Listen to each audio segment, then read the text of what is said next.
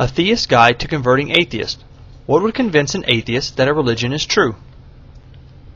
In several years of debating atheism and theism, I have made an observation. Ask any believer what would convince him he was mistaken and persuade him to leave his religion and become an atheist, and if you get a response, it will almost always be, "Nothing. I have faith in my God." Although such people may well exist, I personally have yet to meet a theist who would acknowledge even the possibility that his belief was in error. Many theists, by their own admission, structure their beliefs so that no evidence could possibly disprove them. In short, they are closed-minded, and have been taught to be closed-minded. In light of this, it's ironic that atheists are often accused of being the closed-minded ones. Fundamentalists very frequently claim that we have hardened hearts, we are dogmatic and irrational, and that we reject God based on preconceived bias. Such claims result from psychological projection, incapable of coping with the fact that there are some people who generally do not believe in their God. These theists simply deny that such people exist, and instead insist that everyone thinks the same way they do. Therefore, people who reach different conclusions than them must have some secret, ulterior motive for not believing. This is truly ridiculous, but unfortunately some people really believe it. Thus, in the spirit of proving that the atheist's mind is not closed, I have assembled a list of what I would accept as proof that a given religion is true. Also included are things that I would accept as circumstantial evidence of a particular religion's truth, and things that would not be acceptable to me as proof of anything. While I do not claim to speak for all atheists, I would confidently say that any religion that could produce one of the things from the list would probably gain a great number of converts. To be fair, I invite all theists to respond by preparing a list of things that they would accept as proof that atheism is true. If any theist prepares such a list, please post it. The first category deals with things that would absolutely convince me of the truth of a particular religion. If shown any of these, I would convert on the spot.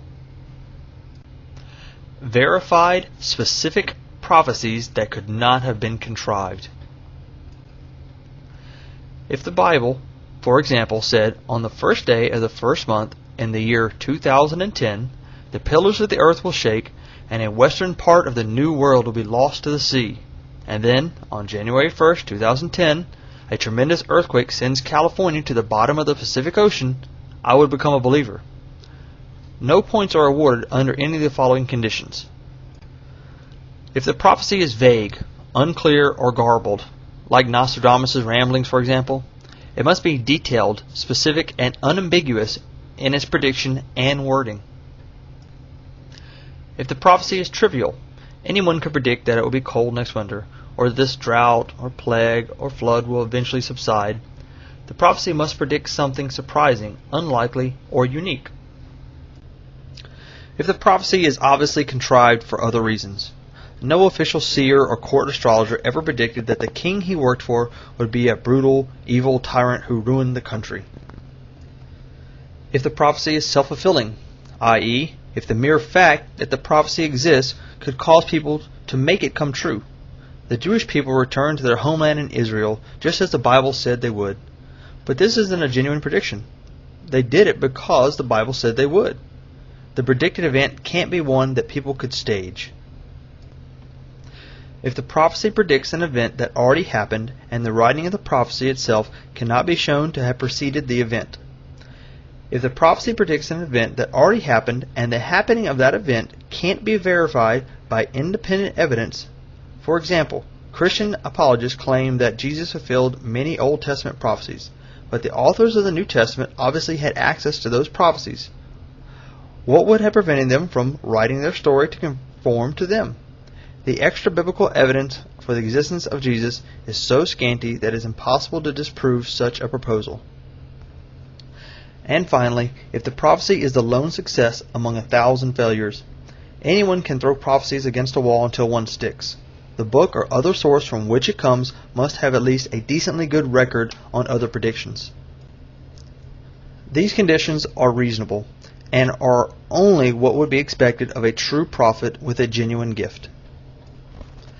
Scientific knowledge in holy books that was not available at the time.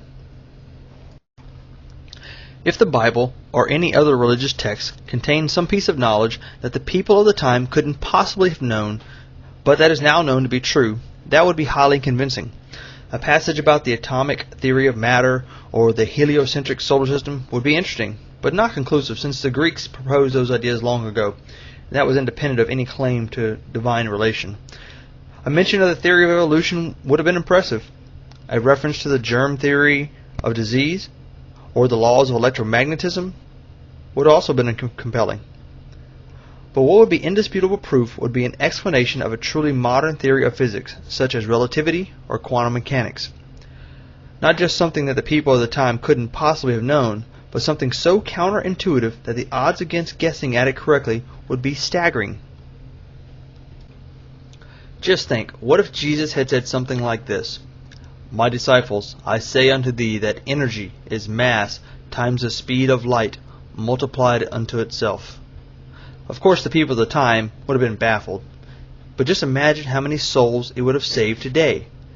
As with the prophecy item, there must be independent verification that the piece of knowledge was written in text that existed well before it was actually discovered by science. Miraculous occurrences, especially if brought about through prayer. If cities condemned as sinful by preachers tended to explode in flames for no apparent reason, if glowing auras of holy light sometimes appeared around believers to protect them from harm, or if atheists, and only atheists, were regularly struck by lightning, this would be compelling proof. But it wouldn't have to be so dramatic. Even minor, but objectively verifiable miracles would do, especially if they could be invoked by prayer. If a hospital did a double-blind study to determine if intercessory prayer helps the sick, and it was discovered that only the patients prayed for by members of a certain religion experienced a dramatic, statistically significant increase in recovery rate, and this result could be repeated and confirmed, I would convert. This one shouldn't be so hard, especially for the Christians. After all, Jesus told them that they would be able to work miracles through prayer. Any direct manifestation of the divine. I'm not that hard to convert. I'll be happy to believe in God if He talks to me in person, as long as He does it in a way that I can be sure that I was not hallucinating. For example, in the presence of multiple reliable witnesses, none of which are in a highly emotional or otherwise altered state.